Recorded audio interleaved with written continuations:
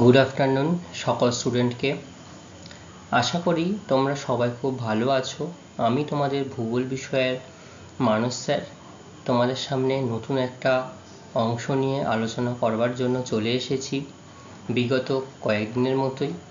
এবং বিগত যে ক্লাসগুলো তোমরা করেছো সেই ক্লাসগুলো তোমরা ঠিক যেমনভাবে আমার সঙ্গে সহযোগিতা করেছো, আমাকে বিভিন্ন সময় বিভিন্ন রেসপন্স করে তোমরা যেটা বুঝতে পারো না সেটা আমাকে আলোচনা করে আমার সঙ্গে শেয়ার করে, এবং আমি যে প্রশ্নগুলো তোমাদেরকে দিই তোমাদের প্রস্তুতির জন্য বা অভ্যাসের জন্য, সেগুলো তোমরা খুব ভালোভাবে প্র্যাকটিস করেছো বা করে থাকো।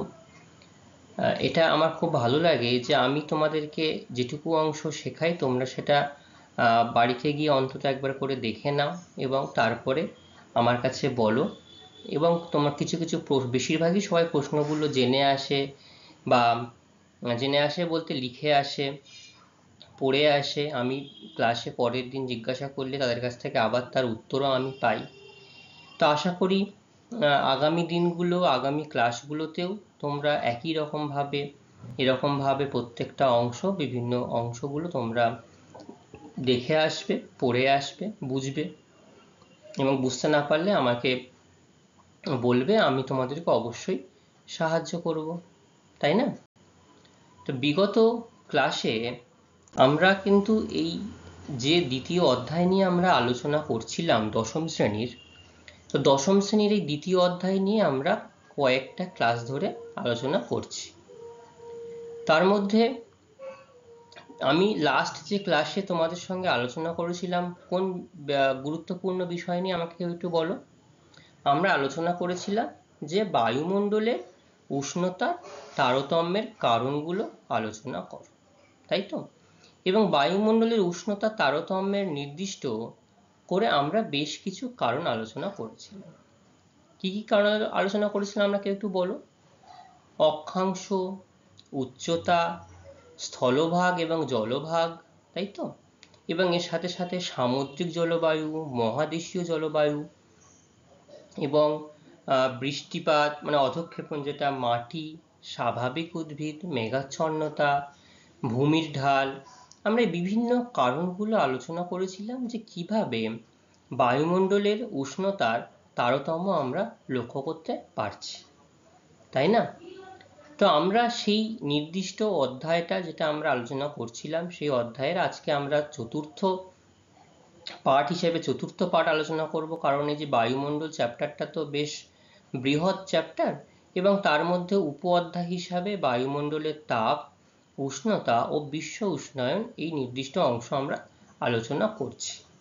ঠিক আছে, তো চলো আমরা নির্দিষ্ট আলোচনায় ফেরত আসি। নির্দিষ্ট আলোচনায় ফেরত এসে প্রথমেই যেটা আমাদের আলোচনা করতে হবে, যেটা আলোচনার মূল বিষয়বস্তু আজকে শুরু হবে, সেটা হচ্ছে সমষ্ণ রেখা। ইংলিশে বলা হচ্ছে আইসোথার্ম লাইন। এই সমষ্ণ রেখা এই কথাটাকে যদি আমি সন্ধি বিচ্ছেদ করি তাহলে তোমাদের মনে হচ্ছে যে স্যার ভূগোল পড়াচ্ছে না বাংলা পড়াচ্ছে, তাই না? যে ভূগোলের মধ্যে স্যার আবার কেন সন্ধি বিচ্ছেদের কথা জিজ্ঞাসা করছে। তো এই সমষ্ণ কেন জিজ্ঞাসা করছি তোমরা একটু পরে বুঝতে পারবে। সমষ্ণ রেখা যদি সন্ধি বিচ্ছেদ করি কি হবে তোমরা বলো? সম যোগ উষ্ণ, তাই তো? তাহলে সম কথার অর্থ কি বলো? সমান। উষ্ণ কথার অর্থ গরম বা তাপমাত্রা, যেটা আমরা মনে করি, আর রেখা। তাহলে সমান উষ্ণতা যুক্ত রেখা। এই সমান উষ্ণতা যুক্ত রেখা কোথায় দেখতে পাওয়া যায়? যে ভূপৃষ্ঠের যে নির্দিষ্ট কিছু জায়গা রয়েছে, অঞ্চল রয়েছে, সেই নির্দিষ্ট অঞ্চল এবং জায়গাগুলোতে যদি সমান অক্ষাংশ যে রেখাগুলো রয়েছে সেই রেখাগুলোকে মানচিত্রে যদি আমরা একটা কাল্পনিক রেখা দ্বারা যুক্ত করি বা যোগ করা হয় তাকে সমষ্ণ রেখা বা আইসোথার্ম বলা হয়।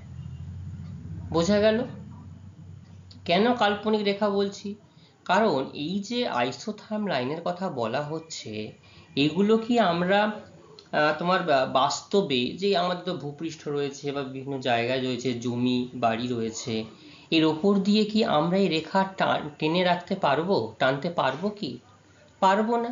তাহলে ম্যাপের মধ্যেই টানা সম্ভব, এবং একটা ম্যাপ দেখে সেই নির্দিষ্ট এরিয়া, নির্দিষ্ট অঞ্চল সম্পর্কে একটা বিস্তৃত ধারণা আমরা পাবো, যে এই অঞ্চলটাতে কত ডিগ্রি তাপমাত্রা সারা বছর ধরে, গড় তাপমাত্রা কত লক্ষ্য করা যায়, কেমন তাপমাত্রা এখানকার থাকে, এবং তাপমাত্রার উপর নির্ভর করে তুমি সেখানকার স্বাভাবিক উদ্ভিদ, এছাড়াও বৃষ্টিপাত, জনবসতি সম্পর্কে একটা কিছু সাধারণ ধারণা তুমি লাভ করতে পারো, তাই না?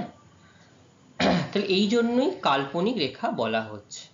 ম্যাপটা একটু খেয়াল করো, ম্যাপটা খেয়াল করলে বুঝতে পারবে যে এই যে 0 ডিগ্রি যে রেখাটি রয়েছে, 0 ডিগ্রি রেখার নাম কি? নিরক্ষরেখা।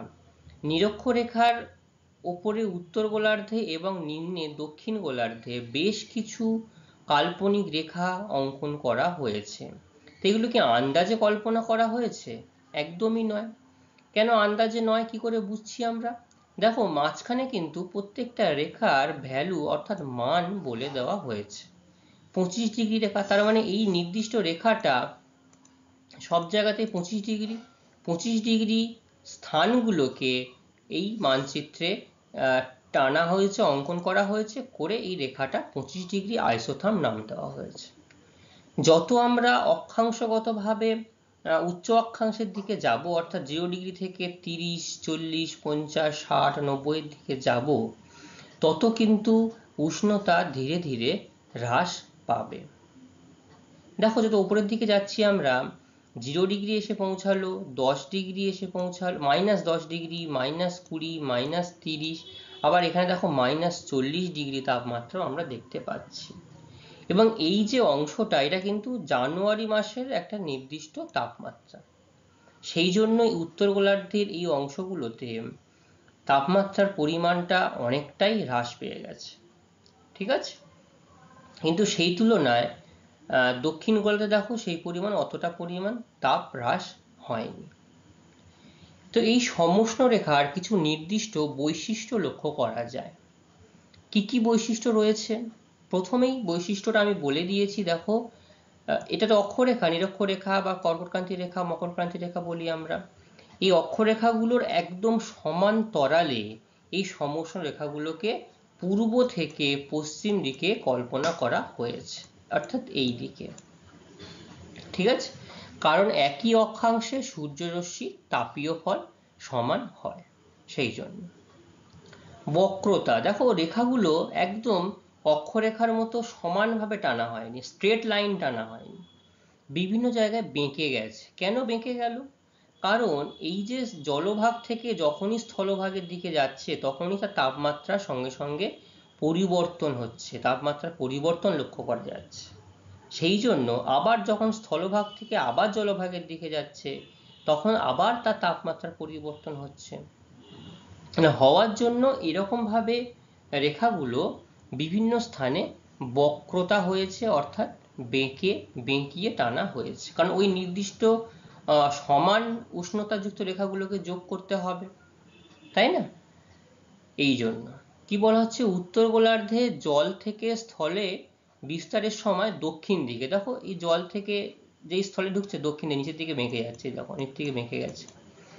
আবার স্থল থেকে জলে উত্তর দিকে, স্থল থেকে আবার জলে যাচ্ছে, দেখো আবার উত্তর দিকে বেঁকে গেছে, ঠিক আছে? কারণ স্থল ও জলের উষ্ণতার পার্থক্যে সমুদ্র স্রোতের প্রভাব লক্ষ্য করা যায়, এটা একটা কারণ। দক্ষিণ গোলার্ধের চেয়ে উত্তর গোলার্ধে এই বক্রতা বেশি। কেন বেশি? কারণ উত্তর গোলার্ধে স্থলভাগের পরিমাণ বেশি বলে বক্রতার পরিমাণটাও বেশি। দক্ষিণ গোলার্ধে দেখো জলভাগের পরিমাণটা বেশি, সেই জন্য এগুলো প্রায় একই সাথে সমান্তরালভাবে টানা হয়েছে। কি মান রয়েছে?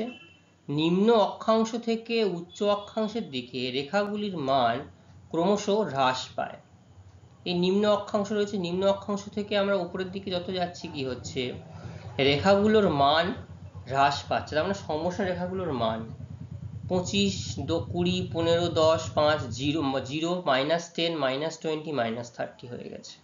এবং মেরুতে এর মান সবচেয়ে কম হয়ে গেছে, ঠিক আছে?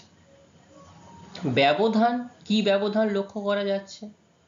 জলভাগের আধিক্যের জন্য দক্ষিণ গোলার্ধে রেখাগুলির মধ্যে ফাঁক, দেখো ফাঁক একটু বেশি আছে দক্ষিণ গোলার্ধের রেখাগুলির মধ্যে, ঠিক আছে।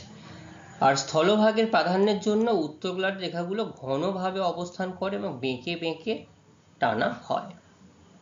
তাহলে এই অবধি বোঝা গেল যে আমরা যে সমষ্ণ রেখার কটি বৈশিষ্ট্য আলোচনা করলাম? 4টি বৈশিষ্ট্য আলোচনা করলাম। কি কি বলো একটু? বিস্তার, অর্থাৎ কিভাবে অঙ্কন করা হয়েছে, কেমন ভাবে অঙ্কন করা হয়েছে, বক্রতা, এর মান কিভাবে পরিবর্তন হয়েছে, কোথাও কম কোথাও বেশি, আর রয়েছে ব্যবধান, ঠিক আছে। এই গেল আমাদের সমষ্ণ রেখা, মনে থাকবে সবার? ঠিক আছে।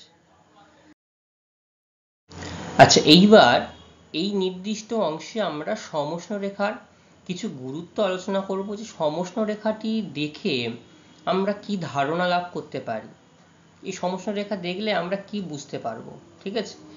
তার আগে একটু তোমাদের বলি, তোমরা তো আগের অংশে দেখলে যে সমষ্ণ রেখাগুলো কিভাবে অঙ্কন করা হয়েছে। এখানটাতেও দেখো এই সমষ্ণ রেখাগুলোকে, ধরো এই যে 30° রেখা, এইগুলো তো ম্যাপে 30° যে স্থানগুলো রয়েছে আমি একটা কাল্পনিক রেখা দ্বারা যোগ করছি, দিয়ে আমার এটা দাঁড়ালো 30° অক্ষরেখার মান। আবার 40° যদি এটা হয়, 40° নির্দিষ্ট অক্ষরেখাগুলোকে যদি আমি যোগ করি তাহলে 40° অক্ষরেখার মান আমি পাবো, ঠিক আছে। এরকম ভাবেই আমরা, এবং 50°, 60° এরকম ভাবে আমরা বিভিন্ন সমষ্ণ রেখাগুলোকে ম্যাপে কাল্পনিক হিসাবে জুড়তে পারি। কি গুরুত্ব রয়েছে? এর গুরুত্ব রয়েছে অঞ্চল, দেশ, মহাদেশ এবং পৃথিবীর ঋতুগত এবং বার্ষিক গড় উষ্ণতার বন্টন সম্পর্কে আমরা একটা নির্দিষ্ট ধারণা পেতে পারি, ঠিক আছে। উষ্ণতা অঞ্চল সম্পর্কে, দেশ সম্পর্কে এবং পৃথিবীর ঋতুগত বার্ষিকগত সম্পর্কে একটা ধারণা লাভ আমরা পেতে পারি, ঠিক আছে। এবং একটি ক্ষুদ্র এলাকায় প্রকৃত উষ্ণতার বিস্তৃতি সম্পর্কে এটা অবহিত করে, ঠিক আছে। এবং উষ্ণতার পরিবর্তনের হার ও দিক সম্পর্কে জানা যায়। যেমন আমরা দেখলাম নিরক্ষরেখা থেকে যত উপরের দিকে যাওয়া যাচ্ছে উচ্চ অক্ষাংশের দিকে, তত কিন্তু এই সমষ্ণ রেখার মানে কিন্তু হ্রাস পাচ্ছে। তার আমরা বুঝতে পারছি আমরা উষ্ণ অঞ্চল থেকে ধীরে ধীরে নাতিশীতোষ্ণ অঞ্চল পেরিয়ে আমরা হিমমণ্ডলের দিকে চলে যাচ্ছি, তাই না? কারণ উষ্ণতা হ্রাস পেয়ে যাচ্ছে, আমরা ধীরে ধীরে ঠান্ডার দেশের দিকে চলে যাচ্ছি, ঠান্ডা অঞ্চলের দিকে, ঠিক আছে। এই রকম ভাবে নির্দিষ্ট কিছু গুরুত্ব সমষ্ণ রেখাতে আমরা পেতে পারি। তাপ বিষুব রেখা কি? তাপ বিষুব রেখা এটা হচ্ছে নির্দিষ্ট একটি দিন, ধরো এই দিনে প্রতিটি দ্রাঘিমা রেখার সর্বোচ্চ উষ্ণতাযুক্ত যে রেখাগুলো রয়েছে বা স্থানগুলো রয়েছে, এই সর্বোচ্চ উষ্ণতাযুক্ত স্থানগুলোকে যদি আমি যোগ করে একটা কাল্পনিক রেখা আমি পাই, তাকে বলা হবে বিষুব রেখা, ঠিক আছে।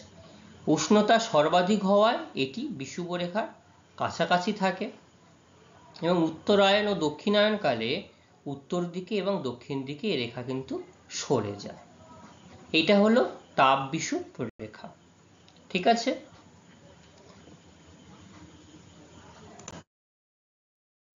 এরপরে যে নির্দিষ্ট অংশ সম্পর্কে আমরা আলোচনা করব সেটা হচ্ছে যে পৃথিবীর গড় বার্ষিক উষ্ণতার বন্টন, ঠিক আছে। তো গড় বার্ষিক উষ্ণতা সব জায়গায় তো সমান হয় না, এবং এটা আমরা নির্ণয় করতে পারি সমষ্ণ রেখা এই যে মানচিত্র, এই মানচিত্র থেকেই কিন্তু এটাকে আমরা বুঝতে পারছি। এই মানচিত্র দেখলে আমরা বুঝতে পারছি যে কোন নির্দিষ্ট অঞ্চলে সেই বছরে কত ডিগ্রি তাপমাত্রা থাকে বা লক্ষ্য করা যাচ্ছে, তাই না? এবং যত উচ্চ অক্ষাংশের দিক থেকে আমরা আবার নিরক্ষরেখার দিকে যাব, তত কিন্তু উষ্ণতার মান আবার ধীরে ধীরে বাড়তে থাকবে, তাই না? এবং এই যে উষ্ণতা সব থেকে বেশি উষ্ণতা কোথায় থাকে বলো? আমি বলতেছিলাম নিরক্ষরেখা। এই নিরক্ষরেখার পার্শ্ববর্তী অঞ্চলে সব থেকে বেশি উষ্ণতা থাকে। কেন? দেখো এই সূর্য কিন্তু সরাসরি এই নিরক্ষরেখা পার্শ্ববর্তী অঞ্চল 0 ডিগ্রি থেকে উত্তর দিকে 23.5 ডিগ্রি কর্কটক্রান্তি রেখা এবং দক্ষিণ দিকে 23.5 ডিগ্রি মকরক্রান্তি রেখার মধ্যবর্তী স্থানে সারা বছর লম্বভাবে কিরণ দেয়।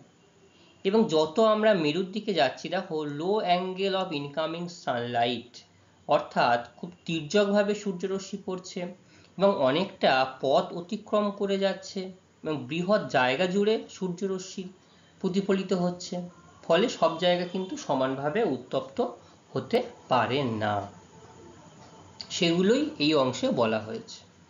সারা বছর লম্ব সূর্যকিরণের জন্য ক্রান্তীয় অঞ্চলে সর্বোচ্চ গড় বার্ষিক উষ্ণতা এবং তির্যক সূর্যরশ্মির জন্য মেরু অঞ্চলে সবচেয়ে কম গড় বার্ষিক উষ্ণতা লক্ষ্য করা যায়। ঠিক আছে। জল এবং স্থলের বিভিন্ন মাত্রায়, জল অর্থাৎ এই যে মহাসাগর আর মহাদেশ, এর জন্য উত্তপ্ত শীতলীকরণ হারের জন্য মহাদেশের অভ্যন্তরভাগে সর্বোচ্চ এবং সর্বনিম্ন উষ্ণতা অনুভূত হয়। তাহলে জল এবং স্থলে তার বিভিন্ন কারণের জন্য মহাদেশের বিভিন্ন জায়গায় সর্বোচ্চ উষ্ণতা এবং সর্বনিম্ন উষ্ণতা আমরা লক্ষ্য করতে পারি। ঠিক আছে। উত্তর আমেরিকা ও ইউরোপের উপকূল ভাগ, অর্থাৎ উত্তর আমেরিকা ইউরোপের উপকূল ভাগ মানে সমুদ্র তীরবর্তী যে অঞ্চলগুলো লক্ষ্য করা যায়, সমুদ্রবর্তী অঞ্চলগুলোতে অভ্যন্তর ভাগের তুলনায় উষ্ণ হয়, অভ্যন্তর ভাগের তুলনায় একটু হলেও উষ্ণ হয়।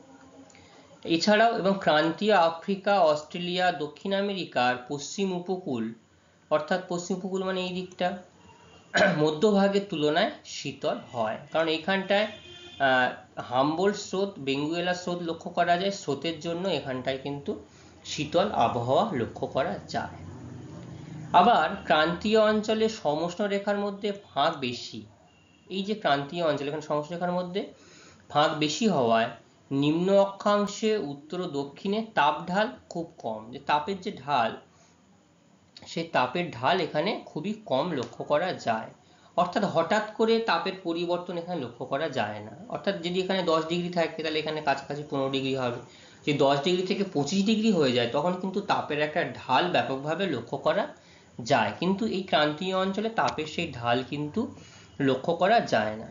কিন্তু উচ্চ অক্ষাংশে মহাদেশের পূর্ব প্রান্তে তাপ ঢাল অতি খাড়া। ঠিক আছে, মহাদেশের পূর্ব প্রান্তের দিকে তাপ ঢাল অনেকটা খাড়া হিসাবে লক্ষ্য করা যায়। ক্রান্তীয় মেরু অঞ্চল মধ্যবর্তী এই যে 25 ডিগ্রি থেকে 50 ডিগ্রি যে অঞ্চল, অর্থাৎ এখান থেকে এই 50 ডিগ্রি পর্যন্ত অঞ্চল যদি দেওয়া যায়, এইখানে উষ্ণতার বিশেষ পার্থক্য খুব একটা লক্ষ্য করা যায় না, উষ্ণতার প্রসর যেটা সর্বাধিক উষ্ণতা এবং সর্বনিম্ন উষ্ণতা সেরকম পার্থক্য লক্ষ্য করা যায় না। এই অঞ্চল থেকে মেরুর দিকে বার্ষিক উষ্ণতার হ্রাস, অর্থাৎ যত মেরুর দিকে যাচ্ছি উষ্ণতা কত, 25, 10, 15, 10, 5, 0 ডিগ্রি, -10, -20, -30, তাহলে মেরুর দিকে উষ্ণতা কি হচ্ছে, হ্রাস পাচ্ছে, মাইনাস চলে যাচ্ছে, আর নিরক্ষরেখার দিকে গেলে উষ্ণতার পরিমাণ বৃদ্ধি পাচ্ছে। তাহলে এরকম ভাবে আমরা পৃথিবীর উষ্ণতার আনুভূমিক বন্টন পর্যালোচনা করতে পারি। ঠিক আছে। এর পরবর্তী যে অংশ যেটা আমরা আলোচনা করব সেটা খুব গুরুত্বপূর্ণ, যেটা তোমাদের বাস্তবে তোমরা দেখেছো, জানো, বুঝতে পারবে সেটা কি জিনিস, সেটা হচ্ছে তাপমণ্ডল। কি তাপমণ্ডল কি?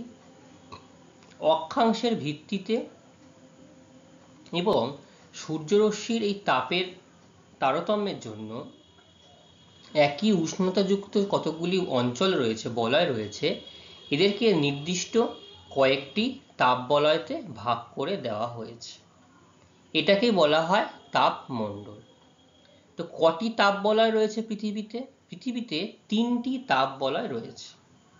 ঠিক আছে, দেখো এটা হচ্ছে পৃথিবী, এই পৃথিবীর কটি তাপ বলয় তোমরা লক্ষ্য করতে পারছো? দেখো, টরিড, এটা হচ্ছে উষ্ণমণ্ডল বলছি আমরা।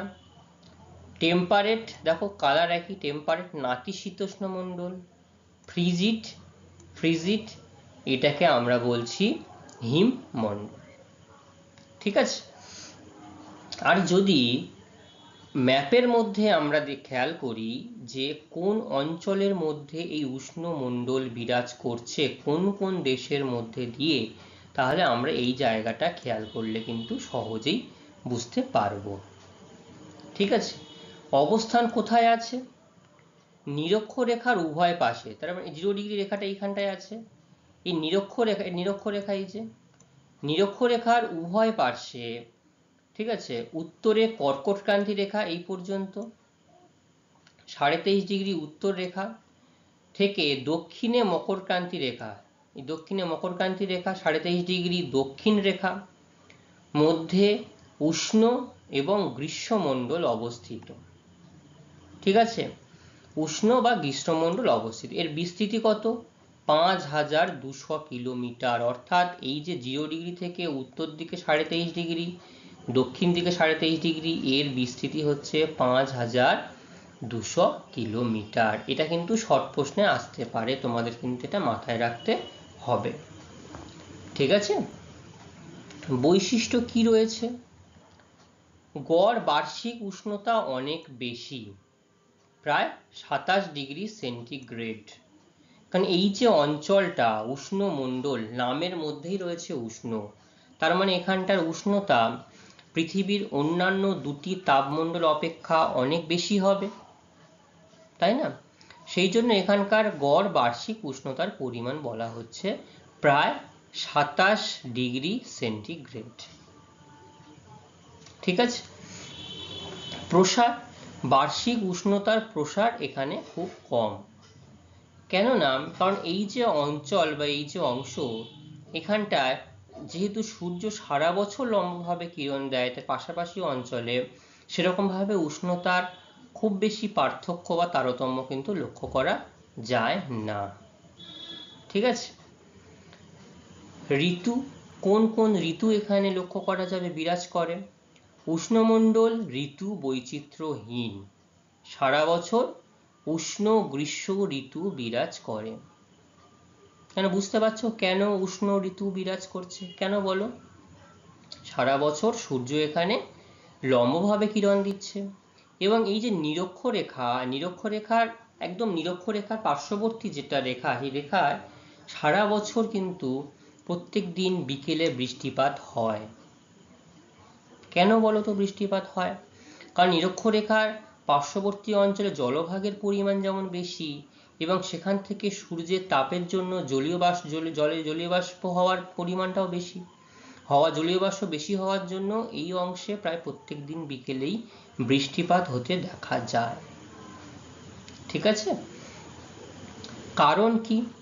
সূর্যরশ্মির পতন কোণ, সারা বছর লম্বভাবে সূর্যরশ্মি এখানটায় কিরণ দেয় 90° হারে।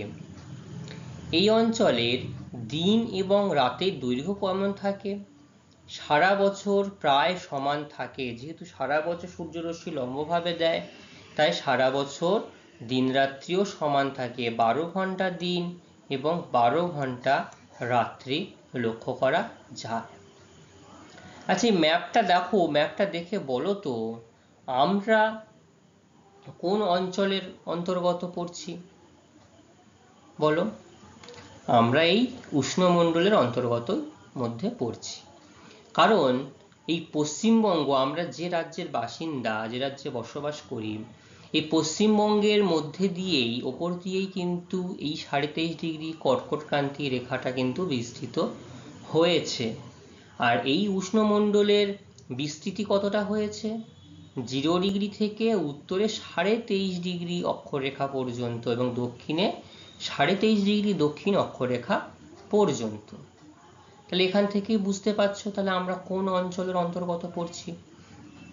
এছাড়াও দেখো এদিকটাতে তোমার ওয়েস্ট ইন্ডিজের কিছু অংশ, ব্রাজিল, আর্জেন্টিনার কিছু অংশ রয়েছে, আফ্রিকার বেশ খানিকটা অংশ, আফ্রিকার প্রায় বেশিরভাগটা এখানে লক্ষ্য করা যাচ্ছে, অস্ট্রেলিয়ার উত্তর প্রান্ত, এবং প্রশান্ত মহাসাগরে বিভিন্ন দ্বীপপুঞ্জ রয়েছে, সেই দ্বীপপুঞ্জগুলো এখানটায় থাকে। এবং ভারতবর্ষের মাঝামাঝি পর্যন্ত যেটুকু গেছে, এবং ভারতবর্ষের উত্তরের দিকটাতে এখানটায় কিন্তু নাতিশীতোষ্ণ মণ্ডল, এই অংশটা এখানে লক্ষ্য করা যায়। তাহলে বোঝা যাচ্ছে যেটুকু বললাম উষ্ণমণ্ডল সম্পর্কে। ঠিক আছে, তাহলে কটি তাপমণ্ডল রয়েছে? তিনটি। কি কি রয়েছে? উষ্ণমণ্ডল, নাতিশীতোষ্ণমণ্ডল আর হিমমণ্ডল।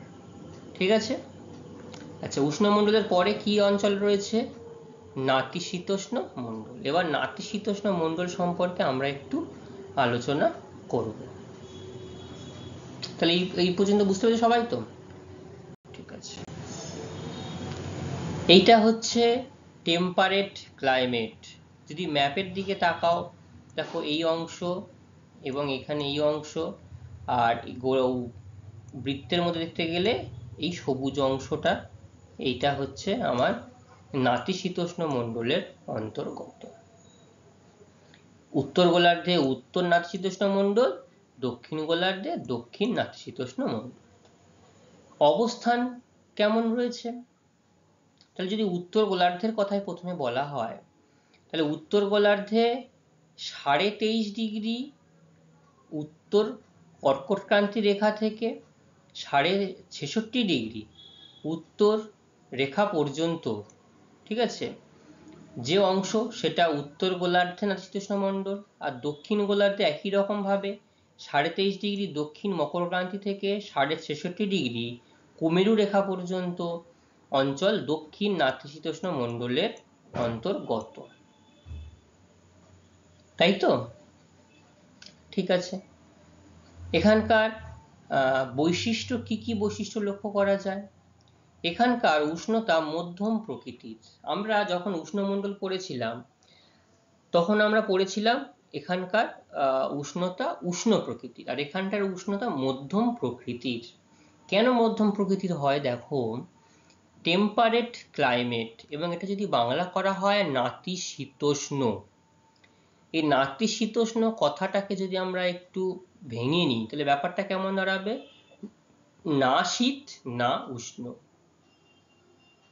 মানে এমন মধ্যম প্রকৃতির, মধ্যম তাপমাত্রা এখানটায় বিরাজ করে। এখানটার এই অঞ্চলগুলোতে ব্যাপক পরিমাণে যেমন ঠান্ডাও লক্ষ্য করা যায় না, এবং ব্যাপক পরিমাণে গরমও লক্ষ্য করা যায় না।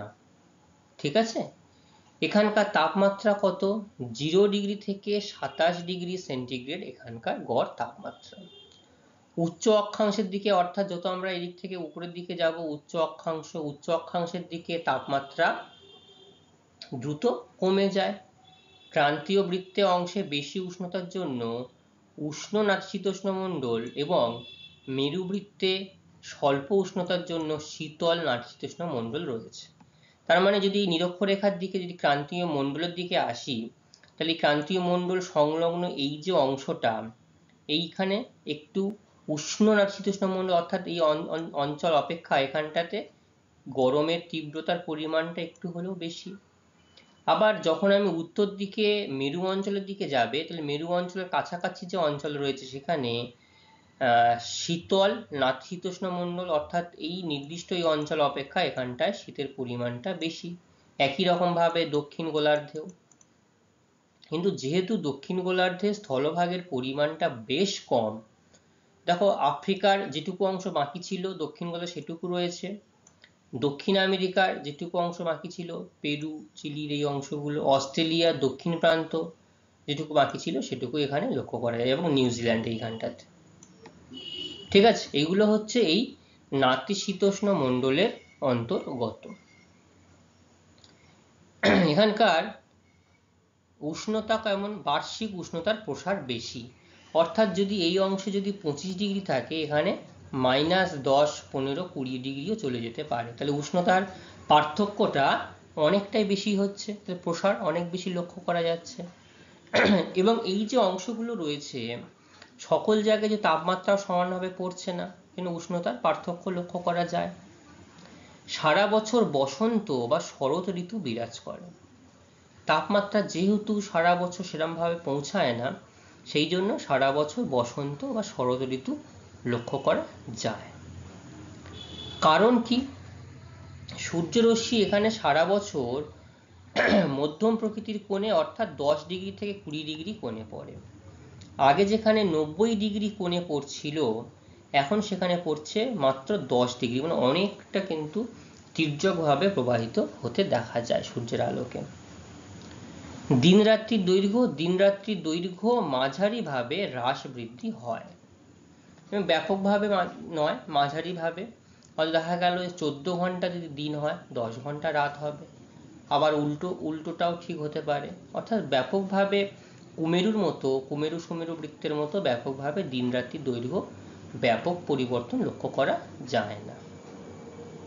ঠিক আছে, এরপরে আমাদের কি বাকি রয়েছে? লাস্ট যেটা বাকি রয়েছে সেটা হচ্ছে হিমমণ্ডল, তাই তো? তাহলে হিমমণ্ডল আমরা তো বুঝতেই পাচ্ছি সেটা কি।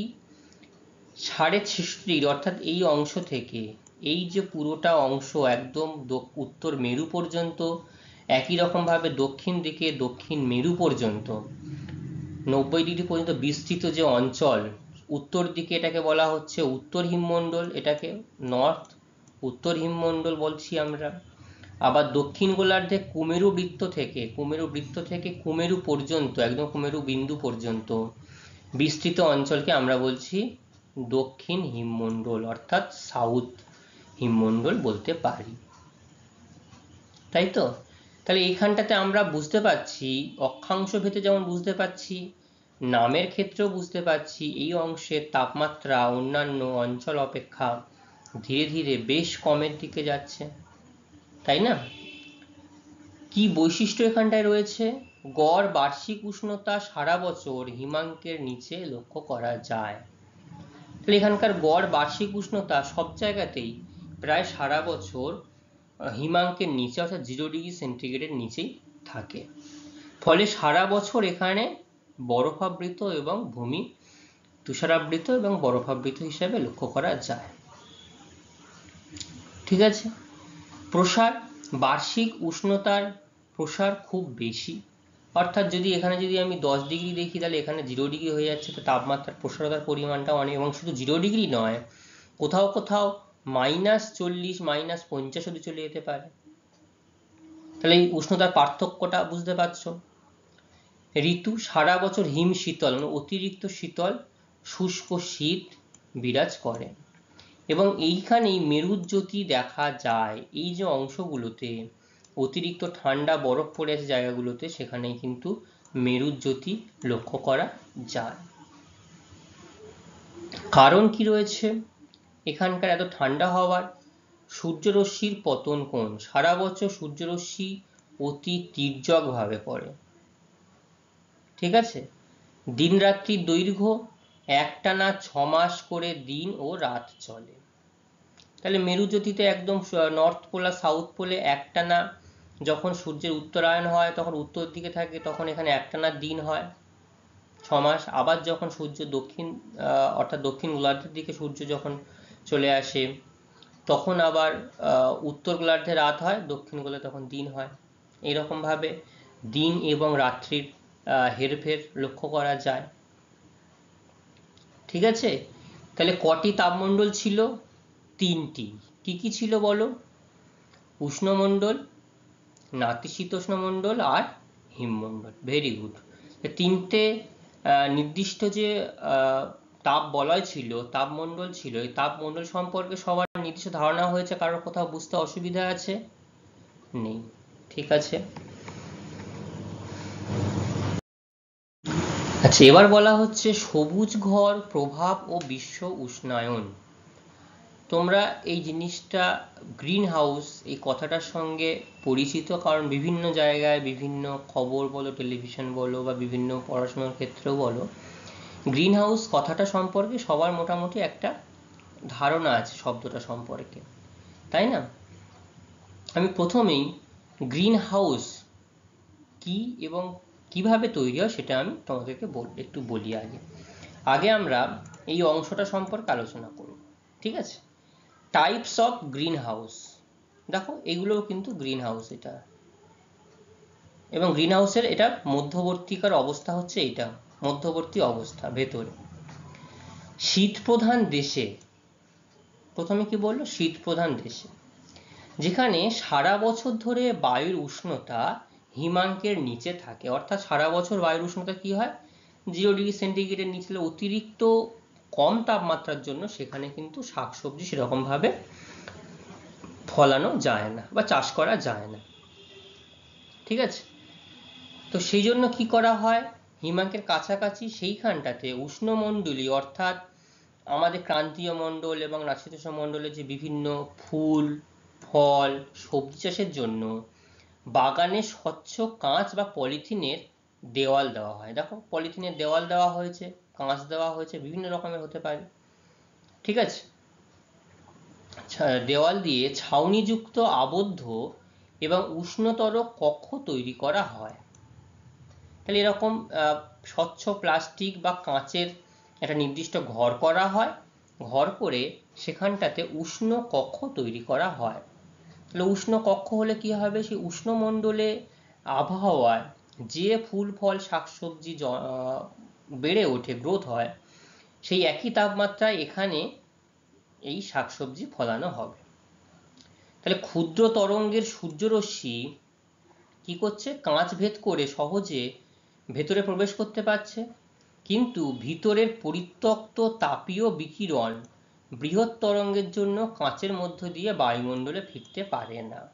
তাহলে এই যে পলিথিন বা কাঁচ বা এই যে কাঁচটা ভেদ করে এই নির্দিষ্ট অংশে যে সূর্যের রশ্মি পৌঁছে গেল, তাপ পৌঁছে গেল, একবার পৌঁছানোর পর এটা কিন্তু আর পুনরায় যেমন আমাদের খোলা আকাশে থাকলে কি হয়, ভূপৃষ্ঠ থেকে তাপ বিকিরণ হয়ে ফিরে যায়, কিন্তু এটা তাপ ফেরত যেতে পারছে না। তাহলে এখানটায় কি হলো, তাপমাত্রাটা ভেতরে আবদ্ধ হয়ে থেকে যাচ্ছে, তাহলে পরপর এই ঘরটা উষ্ণ হয়ে যাচ্ছে এবং এখানে এই গাছগুলো ফলানোর জন্য নির্দিষ্ট পরিবেশ তৈরি হচ্ছে। ঠিক আছে, এরকম বিভিন্নভাবে গ্রিনহাউস গ্যাস তৈরি করা হয়, গ্রিনহাউস তৈরি করা হয়। ঠিক আছে, এবার কি বলছে, পৃথিবী একটা আস্ত সবুজ ঘর। কেন, কারণ পৃথিবী দিনের পর দিন যেভাবে আমাদের পরিবেশ চলে যাচ্ছে আমাদের মানুষের জন্যই পৃথিবী নির্দিষ্ট একটি গ্রিনহাউস রূপে পরিণত হচ্ছে। তাহলে পৃথিবীতে কি হচ্ছে, বায়ুমণ্ডলের যে গ্যাসগুলো রয়েছে স্বচ্ছ আবরণে ভূপৃষ্ঠে ক্ষুদ্র তরঙ্গের সৌরতাপ গ্রহণ করে উত্তপ্ত হচ্ছে। ঠিক আছে, সমপরিমাণ দীর্ঘ তরঙ্গের তাপ বিকিরণ করে মহাশূন্যে ফেরত পাঠিয়ে পৃথিবীর উত্তাপের সমতা বজায় রেখে আমরা যে হিট ব্যালেন্স করেছিলাম, হিট বাজেট পড়েছিলাম, তাই তো, যে 66% ইনসোলেশন পৃথিবীতে আসছে সেটা আবার বিকেলের পরে বিভিন্নভাবে তাপ বিকিরণ করে আবার মহাজাগতিক ফিরে যাচ্ছে। ঠিক আছে, কিন্তু দেখা গেল যে ফলে পৃথিবীর গড় উষ্ণতা 15°C হওয়ার জন্যই জীবজগতের উৎপত্তি হয়েছে, বৃদ্ধি এবং বিকাশ সম্ভব হয়েছে। তাই পৃথিবী নিজেই একটি বৃহৎ গ্রিন হাউস, এবং এখানেও যে ধীরে ধীরে তাপের যে বিকিরণ হচ্ছে, তাপের যে সঞ্চালন হচ্ছে, এই তাপ ধরে রাখার জন্য পৃথিবীও কিন্তু একটা গ্রিন হাউস পরিণত হচ্ছে।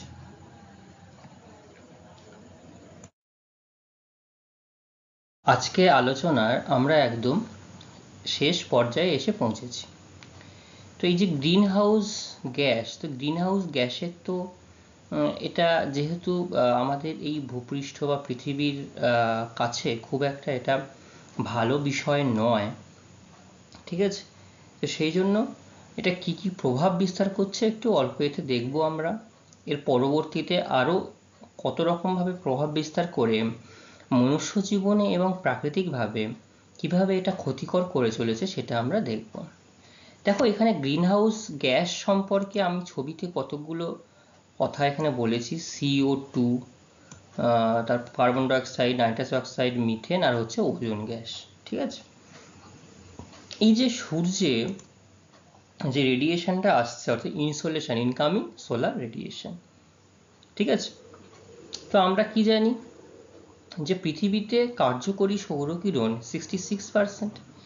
এই কার্যকরী সৌরকিরণ যতটুকু হওয়া মানে ভূপৃষ্ঠের প্রয়োজনে লাগছে এবং সেটা সন্ধ্যের পরে বা বিকেলের পরে আবার কিছুটা বৃহৎ তরঙ্গরূপে, দীর্ঘ তরঙ্গরূপে এই তাপ পৃথিবী থেকে ফিরে যায়। কিন্তু দেখা গেল কিছু কিছু সময় বা কিছু পরিমাণে এই গ্যাসগুলোর জন্যই এই সম্পূর্ণ সৌরতাপ বিকিরিত সৌরতাপ সম্পূর্ণ মহাশূন্যে ফিরে যাচ্ছে না, কিছু পরিমাণ তাপ পৃথিবী পৃষ্ঠেই থেকে যাচ্ছে এই গ্যাসগুলোর আকারে।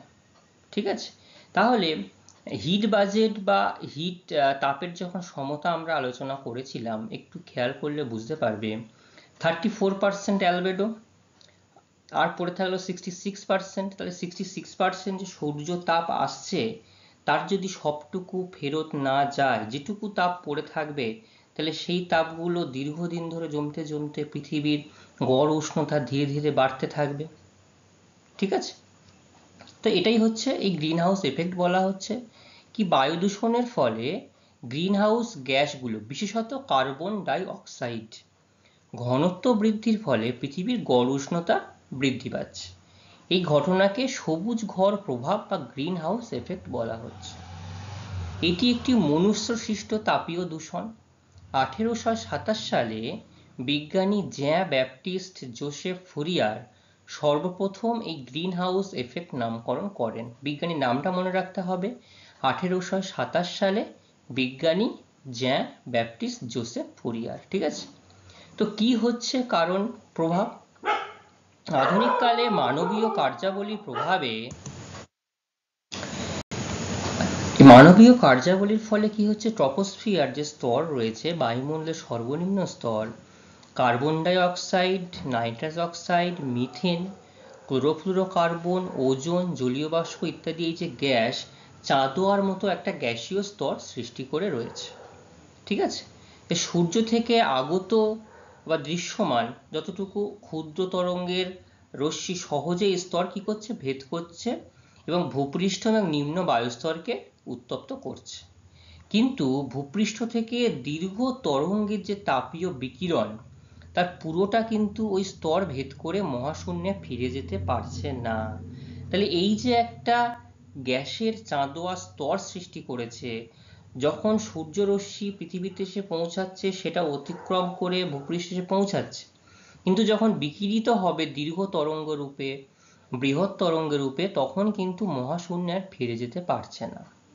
এই গ্যাসীয় স্তর কি করছে, পার্থিব বিকিরণের কিছু অংশ আবদ্ধ করছে এবং শোষণ করে উত্তপ্ত হচ্ছে, এবং শোষিত তাপ পুনঃপ্রতিফলিত হয়ে নিম্ন বায়ুস্তরে ফিরে আসছে।